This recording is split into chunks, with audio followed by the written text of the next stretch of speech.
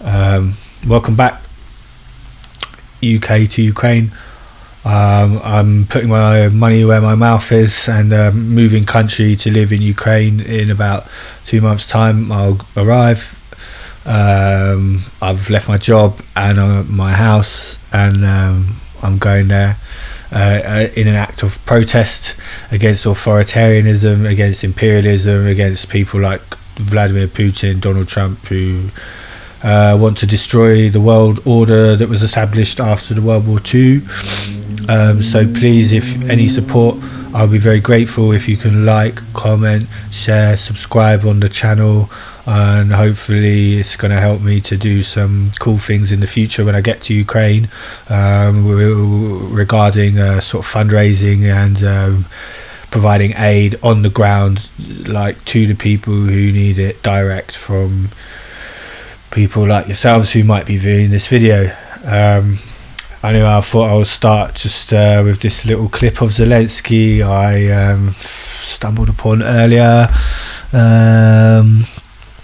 Yeah, this is him addressing, I'm not sure it's who he's addressing, but he's giving a speech here, and we'll just listen to the clip. Вибачте, що не в костюмі. He says, sorry, I'm not wearing a suit. Standing ovation. Glory to the Ukraine, glory to the heroes. That's what a real leader looks like. Someone who's very brave, very inspiring, unlike Donald Trump, who not very inspiring to me, seems like a coward. Like all of these authoritarian leaders, they're just big cowards at the end of the day, who are just trying to rob the people from the comfort of their sort of mansions and things, aren't they? Trump might truly be a Russian agent, but at this point we're not sure. But yeah, the US is vetoing further sanctions basically on Russia's shadow fleet. They cut the aid to Ukraine. They cut the intelligence which helps prepare Ukrainian air defences against Russian air strikes. We then saw a massive bombing campaign from Russia in the 3 days following that cut of the aid. And these bombing campaigns, they take a long time to organise. They take a while for Russia to stockpile the weapons. They don't just happen overnight. So it's curious that the Russians just happened to be so ready for this big bombing campaign, one of the biggest since the start of the war, if not the biggest. And it's just funny how it happened at the same time as Trump cut the aid. So it almost seems like Russians and Americans are working together at this point, but I don't have the proof, but it's very suspicious, isn't it? And thankfully there is one good Donald in the world. I'm sure there's lots of good Donalds in the world, but this was from one Donald to another. Donald Tusk sort of indirectly just saying, you know, if you try and appease the barbarians, you just get more bombs, more aggression. This was in the wake of the massive Russian bombing campaign. And yeah, Polish, they know where they stand. Shout out to Donald Tusk, shout out to the Polish people, lots of lovely Polish people here in London, here in the UK. Yeah, you guys know where it's at. You don't take shit from Donald Trump, you don't take shit from Russia. Lots of respect. And you don't take shit from Elon Musk either. Musk threatened to cut the Starlink, you know, just wanted to show off how great he is. My Starlink system is the backbone of the Ukrainian army. Unfortunately, to some extent, that is true. But the Polish, again, big up the Polish, they hit back straight away saying, look, if they cut SpaceX, we'll just replace you. The SpaceX is making 50 million US a year from the Polish who are paying for it, for the Ukrainian Starlink. And there are alternatives in development. There is a French company, Eutelsat, which could be poised to replace the Starlink. Again, it's like all of these rollouts, it won't be immediate, but it's there and there is an alternative, and if the relationship with Starlink is burned, then there's more money, isn't there, that can just go into investing and speeding up the process of this getting this OneWeb system from Eutelsat deployed. It's a French company. So big up the Polish. They hit straight back against Musk. And look, like Musk is he's potentially striking a deal in Italy with his Starlink. He's making money off the Polish. He could have more customers all around the world, but he'll be shooting himself hard in the foot if he cuts off the Starlink, because he's going to prove himself to be very unreliable. So why would he put his business at risk like that? And actually, it seems like he has come out just very, very just now and said, no matter how much I disagree with Ukraine policy, Starlink will never turn off its terminals. So I think maybe he realised after that statement from the Polish minister there that actually I'm not invincible, and I better shut my mouth before I tank another company of mine. Tesla stock going to the bottom. Sell Tesla, guys, sell Tesla. Good to see that Tesla sales down almost 50% in Europe, and that this AFD didn't do as well as they were going to do. Guys, Europe against fascism. Europe, Brits, we need to unite now more than ever to protect our democracies. And this is just Trump saying, well, basically the minerals deal, it's not even enough to restart the aid.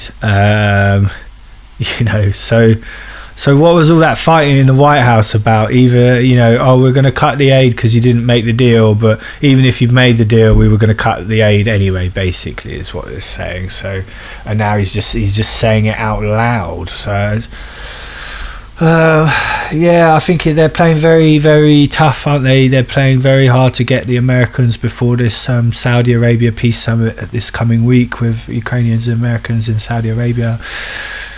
They are pressing Ukraine as hard as they can, basically pressurizing Ukraine, cutting off all that, helping the Russians to bomb them ahead of these peace talks. So I think I would love more than anyone for there to be a just peace come out of this. In some ways I'll have to take back some of the horrible things I've said about Donald Trump. If he can broker a good peace deal between the Ukrainians and the Russians, but at the moment he's not really, he's just sort of seems to be showing a great preference to one side, which is the Russians. So, but believe me, I more than anyone moving to live in Ukraine full time, I would love more than anyone that if he can make a peace deal. But we've seen that the Russians don't operate in good faith.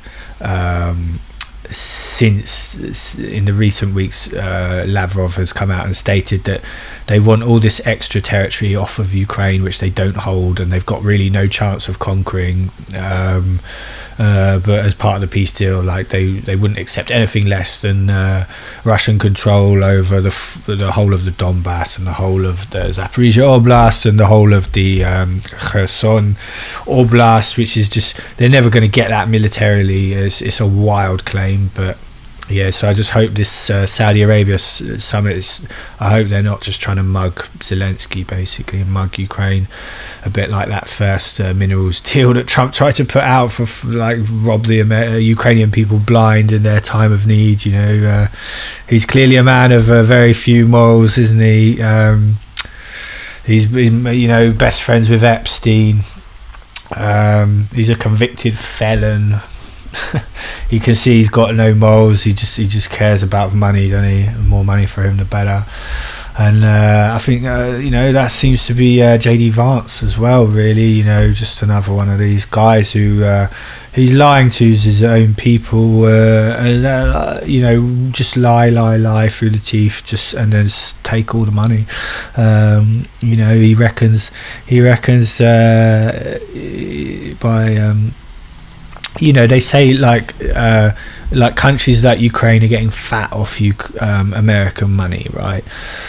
all this USAID stuff.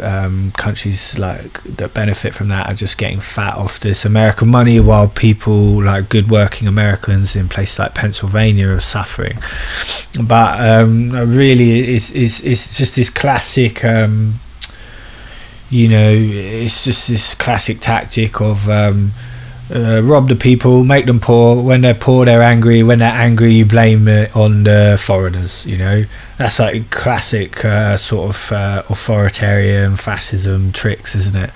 That's what Vance is all about as well, because he says he wants to make America great again, but all we're seeing really coming out from that regime is 880 billion in cuts to Medicaid, and they're cutting the social security, and they're cutting all these government workers, they're cutting all the USAID, and it's they're ripping their own country apart, which and they're actually further increasing the national debt, and they're just giving tax cuts to billionaires, just like Trump did in his first term. So, they say they're for the average working man, but I think it's anything but.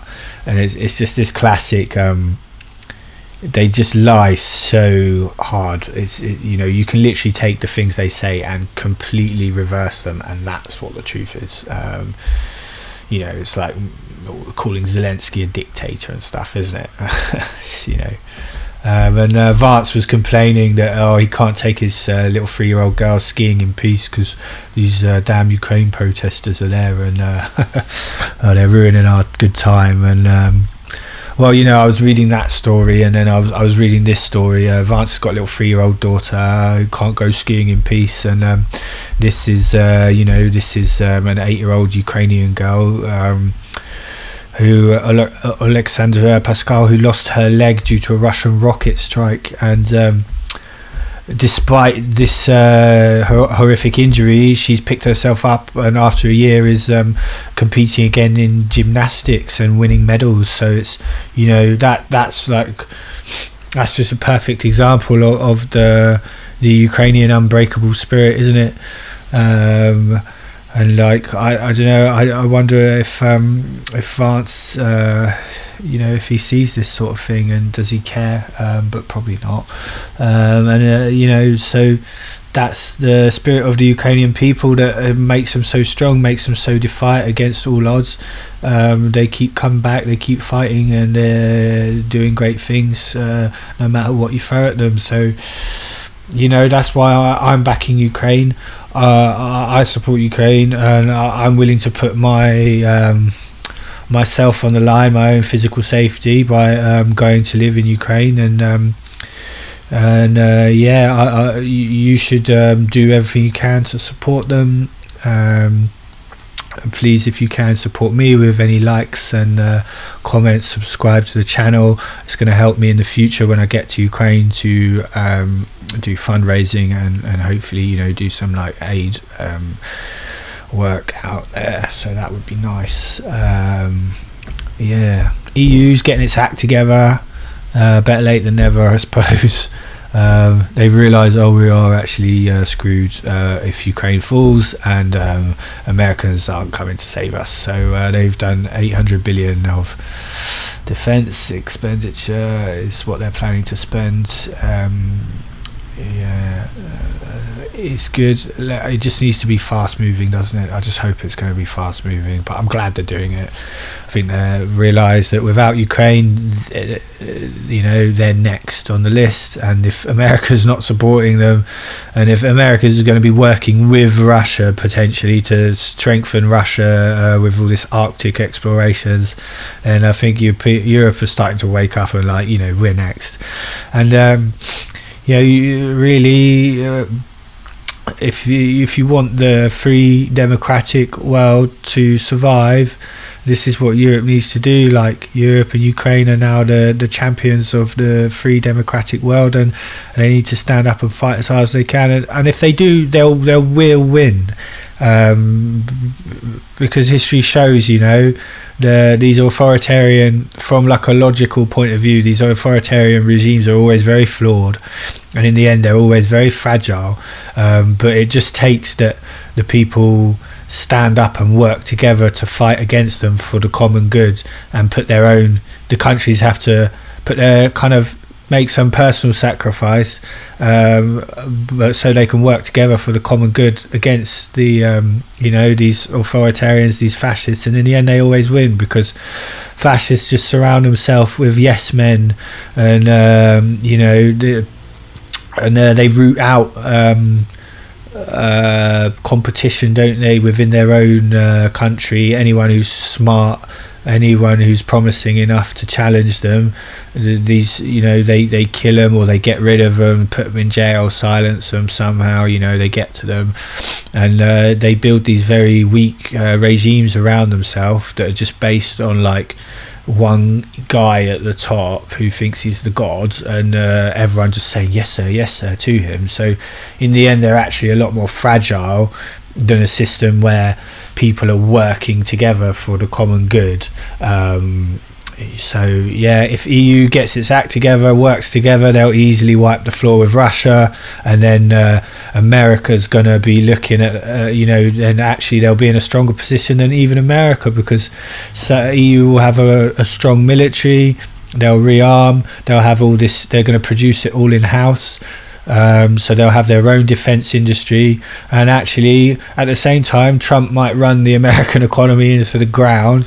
You know, Ukraine needs to wipe the floor with Russia, and actually the EU will be like standing in pole position, maybe ahead of the Americans even by that time. So, you know, I think EU's got everything to gain from doing this if they can just get it done, you know. And some hopeful news for Ukraine. Ursula von der Leyen is going to break the rules, sort of, and allow certain spheres of the Ukrainian economy into the single market as part of a peace deal. It's a bit vague, obviously, but so it'll be part of a final peace settlement. What final peace settlement, we don't really know yet, but at least you know, it's actually a positive thing for Ukraine's future. There's hope for them after. And you know, they don't, maybe it's given a bit of an alternative to just getting ripped apart by the Americans and gutted for parts, you know. So they can actually work with the Europeans to boost IT and banking and agriculture and defense, especially the drone technology. So, you know, there's a bright future for Ukraine. There is a bright future for Ukraine. That's why I want to move there and be part of it and support Ukraine in any way that I can, even if it's just a small way. So yeah, Slava Ukraini, Slava Evropi, Slava Britannia. Like, everyone in Europe and Britain and Ukraine need to fight back more than ever against the fascists, against the dictators. Yeah, please like, comment, subscribe, share. Peace out. I'll see you next time.